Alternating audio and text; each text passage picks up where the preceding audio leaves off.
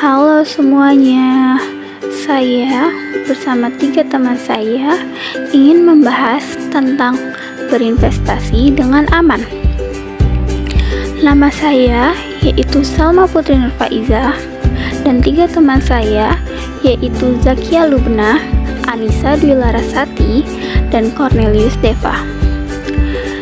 Secara tidak langsung, ketika kita ingin berinvestasi dengan aman, kita akan menerapkan manajemen risiko.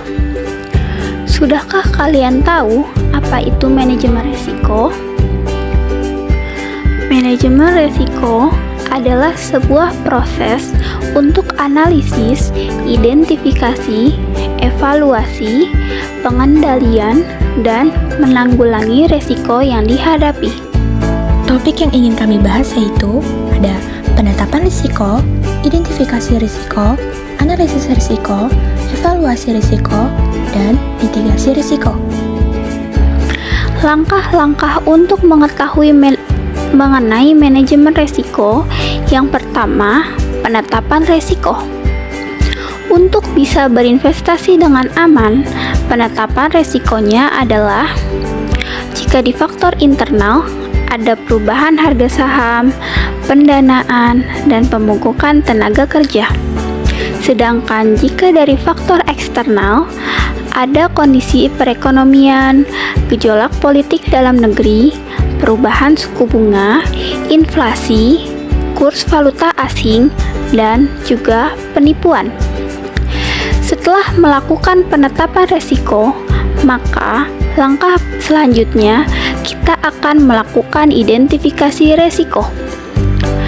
Dari risiko pemogokan tenaga kerja, penyebab terjadinya adalah penerimaan upah yang tidak sesuai dan pengurangan yang tidak adil. Dari risiko pendanaan, ada penyebab risikonya adalah jumlah hutang yang lebih besar dibandingkan dengan pendapatan. Jika dari risiko gejolak politik, penyebab terjadinya adalah perubahan perundang-undangan, kondisi perekonomian yang terganggu.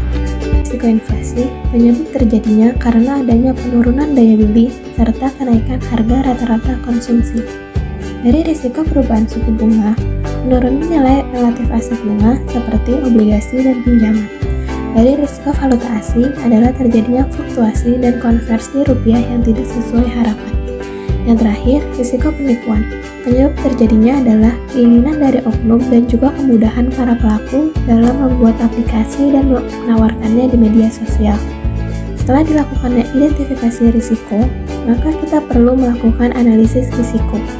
Risiko pemogokan tenaga kerja. Analisanya yaitu 1. Tingkat kemungkinan terjadinya pemogokan tenaga kerja rendah. 2. Tingkat pengaruh terhadap sasaran sedang. Risiko pendanaan. Analisanya yaitu 1. Faktor terjadinya banyak. Tingkat kemungkinan terjadinya hutang tinggi. 2. Tingkat pengaruh terhadap sasaran yaitu investor tinggi. Risiko gejolak politik. Analisanya yaitu 1. Merubah perundang-undangan. Tingkat terjadinya rendah. 2. Tingkat pengaruh terhadap sasaran sedang. Risiko inflasi. Analisanya yaitu 1. Tingkat terjadinya inflasi di Indonesia rendah. 2. Tingkat pengaruh terhadap sasaran tinggi. Risiko perubahan suku bunga. Analisanya yaitu 1. Faktor terjadinya penurunan nilai aset bunga banyak. Tingkat terjadinya tinggi. 2. Tingkat pengaruh terhadap sasaran tinggi. Risiko valuta asing. Analisanya yaitu 1. Terjadinya fluktuasi dan konversi mata uang. Tingkat terjadinya sedang. 2. Sensitif terhadap keadaan negara. Tingkat pengaruh terhadap sasarannya tinggi. Risiko penipuan, analisanya sebagai berikut. 1. Faktor terjadinya penipuan banyak, tingkat kemungkinan terjadinya tinggi. 2. Mudah percaya, tingkat pengaruh terhadap sasaran tinggi. Lalu lakukan evaluasi risiko. Risiko pendanaan, prioritas risikonya nomor 1.